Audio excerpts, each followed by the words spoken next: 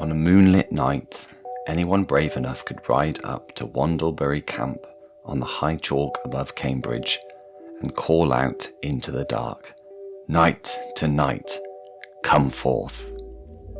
Something always answered. A Norman knight tried it once. He rode in alone, gave the challenge, and a rider came out of the dark on a black horse to meet him. They fought. The Norman won. He unhorsed his opponent and took the black horse as his prize. But as he turned to leave, the fallen rider threw his lance and caught him in the thigh. He kept the horse. By dawn, it had vanished. And every year after that, on the same night, the wound in his thigh opened on its own and bled fresh. Welcome to Unquiet Britain. This is Cambridgeshire. Most of it is flat, fen and field, drained black earth, big skies, not much to hide behind. But where the land lifts, just south of Cambridge, it rises into a low chalk ridge called the Gog Magog Hills. And the people who lived under that ridge filled the dark spaces around it with things you would not want to meet on the road.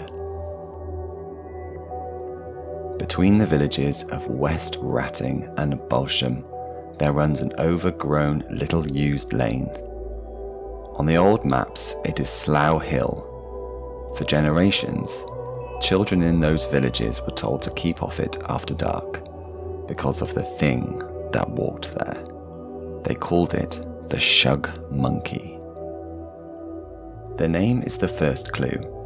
Shug comes from the same Old English word as shuck, skooka, meaning a demon. East Anglia has a long tradition of demon dogs. The most famous is Black Shuck, the great black hound of the coast. The Shug Monkey belongs to that family, but it is its own creature. It had the body of a big, rough, jet black dog and the face of a monkey with large, staring eyes. We have a description from a man who grew up frightened of it.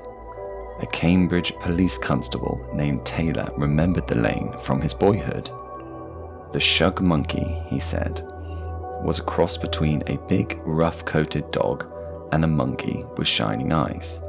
Sometimes it shuffled along on its hind legs. Sometimes it went past on all fours at speed. The children, he said, gave the place a wide berth after dark.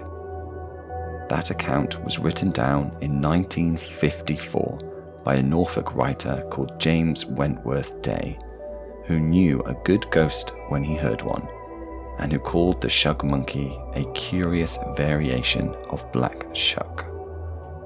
Where it came from before that, nobody can say for certain.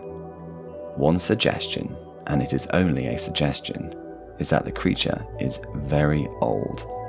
A scrap of belief carried into these villages by Norse settlers more than 1,000 years ago, and never quite forgotten.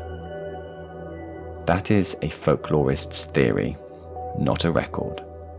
What is certain is that the lane is still there, and that the last time anyone claimed to see the Shug Monkey was sometime around the Second World War. Since then, the road has been quiet.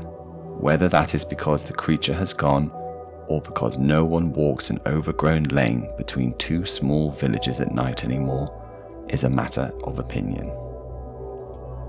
Move north and east, off the chalk and down into the marshes, where Cambridgeshire runs out toward the Norfolk coast. Here, behind a long flint wall near the sea, stands Waxham Hall. It is an old house, 16th century, and for a long time it was said to be haunted by 6 men. The story goes that they were all of one family, the Brograves, and that every one of them had died violently in battle. Sir Ralph killed on crusade, Sir Edmund in the Barons' War, Sir John at Agincourt, Sir Francis in the Wars of the Roses, Sir Thomas in the Civil War, Sir Charles at the Battle of Ramillies. 6 deaths, strung out across 500 years of English fighting. One night, the legend says, a later owner of the hall, Sir Bernie Brograve, sat all 6 of his dead ancestors down to dinner. They ate and they drank with him until midnight, and at the stroke of 12, they vanished. It is a wonderful image. It is almost certainly an invention, and it is worth being honest about why. The Brograves were not an ancient line of warrior knights. They were lawyers from Essex, and they did not own Waxham Hall until 1733, when they bought it.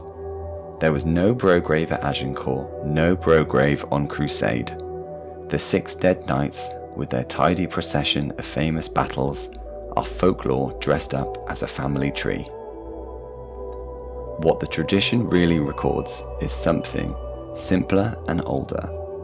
A belief that the house was haunted by the unquiet dead, and a family with a dark enough reputation to attract the story. Because the reputation was real, and it belonged to the man at the head of the table. Sir Bernie Brograve was a real person. Born 1726, died 1797. Cambridge educated, twice widowed, father of 17 children, of whom only 4 outlived him. He spent his life fighting the North Sea for his land, building a windmill out on the marsh to drain it, and by the end of it he was known across the country as a hard, strange, bad-tempered man. The kind of man, people said, who would do business with the devil. And in the story they tell, that is what he did.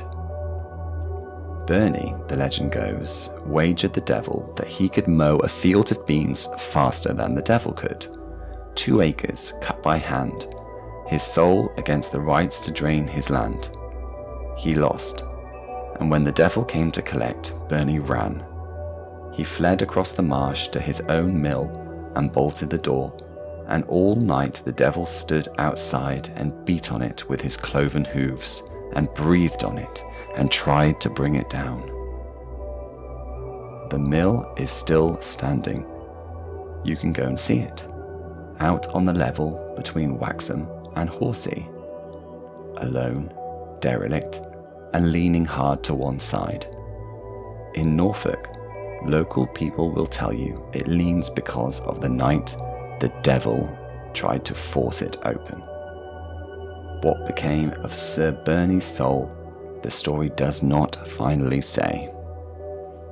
We go back now to the chalk, back to the Gog Magog Hills, and to the Iron Age fort on top of them, Wandlebury. A ring of bank and ditch, 2,000 years old, with a wide, flat space inside. This is where the rider was. The oldest version of the story we have was written down around the year 1219 by an English cleric named Gervasy of Tilbury, in a book he made for the Holy Roman Emperor. So this is not a vague country rumour.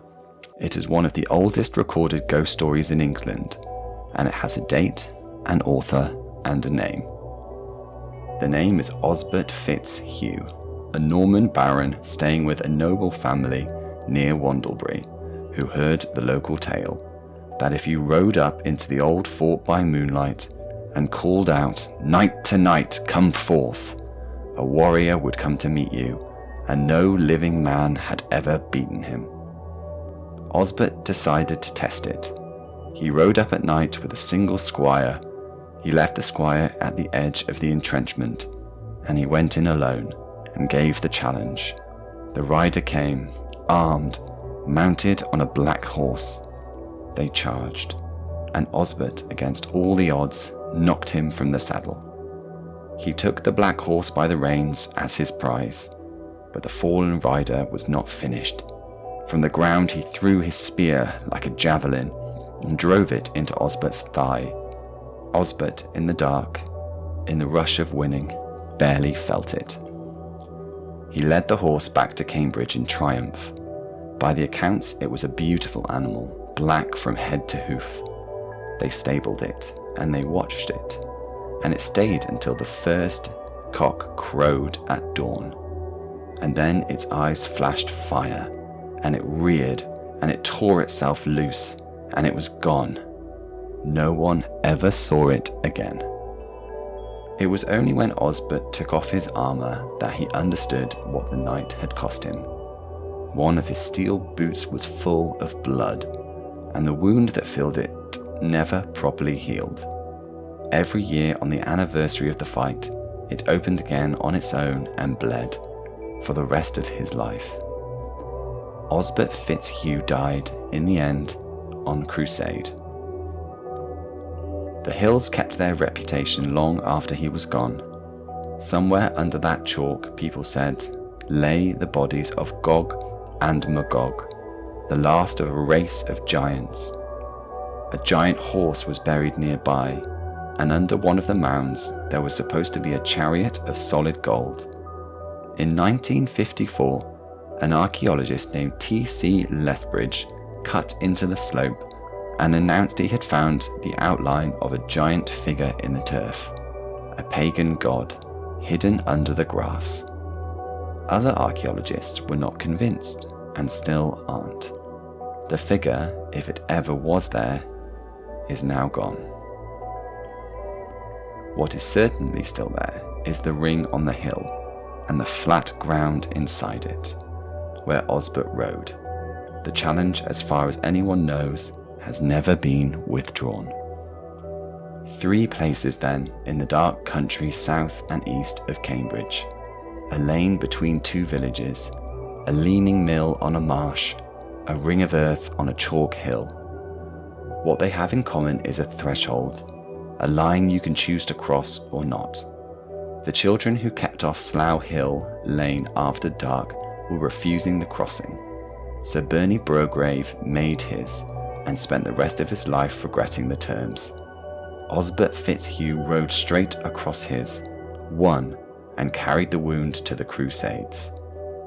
But the lane is still there, the mill still leans, and on the right night, on the hill above Cambridge, there is still flat ground inside an old ring of earth, and a challenge, you could say, into the dark, if you wanted to find out how brave you really were. This is Unquiet Britain.